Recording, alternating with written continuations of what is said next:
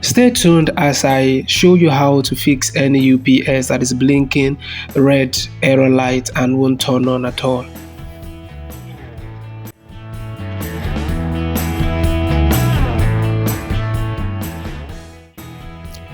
So whatever brand your UPS might be it Bluegate, Mercury, or whatever brand is there in the market and is showing this red light, constant error light, and you don't know what the problem is, the battery is okay, it is charged, it charges properly, but it just keep giving you that red error code. I'm going to show you what to do.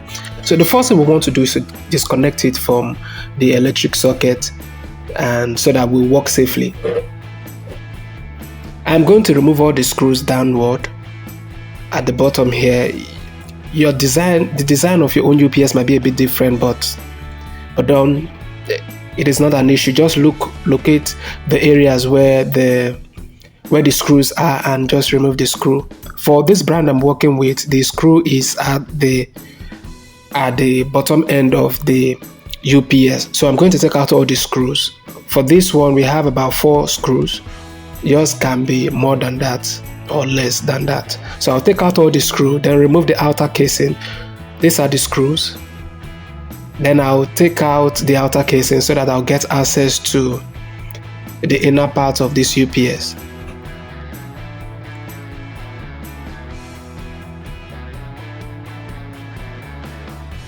So I'm going to pry open this front cover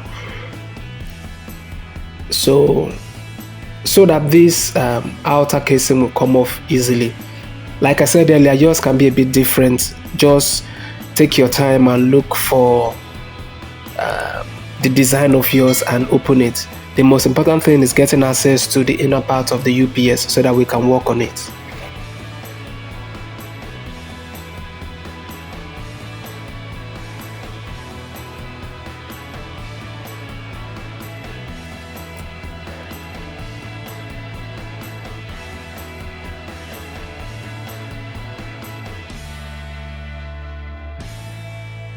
I've been able to open this UPS. I'm going to be very careful with the cable. You have to be very careful which cable goes into which of the ports.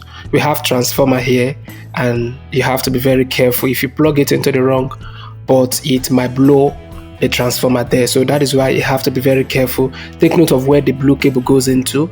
Take note of where the red cable goes into, and the earth cable, the brown cable, the yellow cables. Just be very, very careful. If possible, get a mark and mark out the slots that each of the cable is coming from and going into.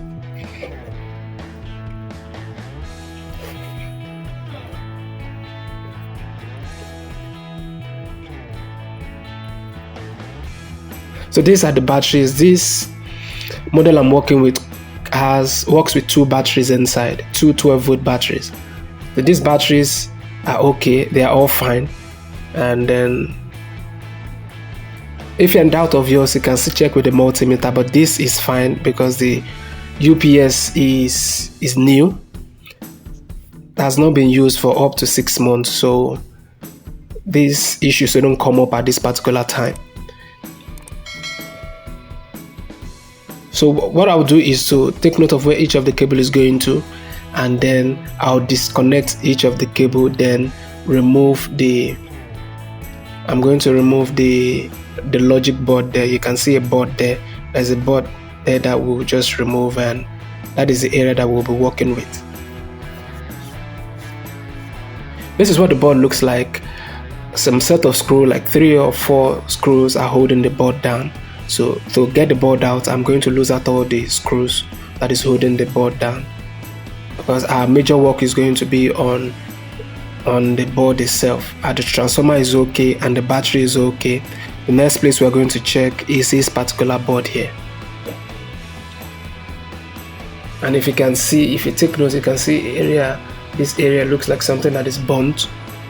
But that is not the way to judge if the board is bad, or sometimes because of the heat that it produces, the transformer produces, it can come up with that heat there.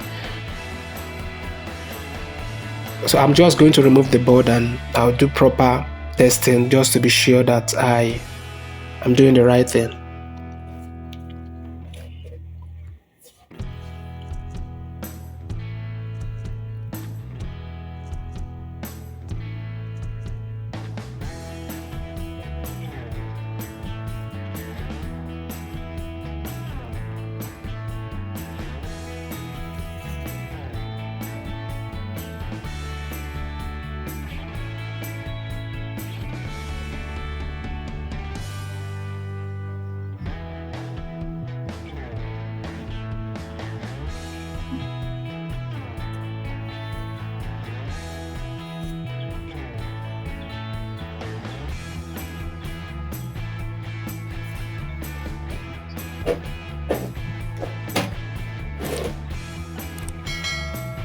This is what the board looks like after removing all the screw.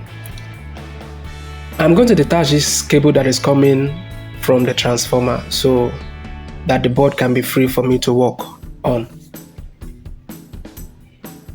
Like I said earlier, these two cables that I am trying to disconnect now, it is very, very critical, because if you put the cable in the wrong way, like put the blue cable where the red cable is supposed to be, it is going to burn the transformer, or it can even burn the board and condemn the board completely. So you have to be very careful. If possible, get a marker and mark out where each cable is going to and where each one is coming from.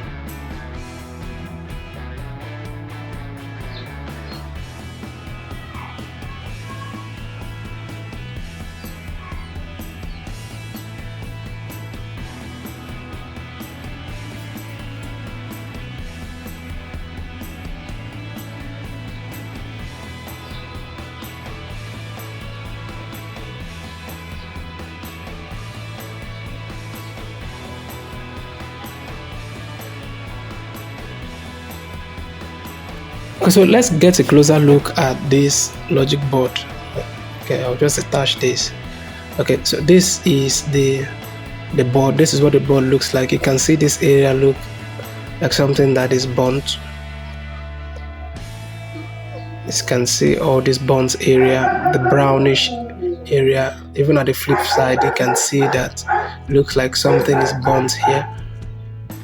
What I would do is to test the components here. I'm going to test the components here. There's a transistor there.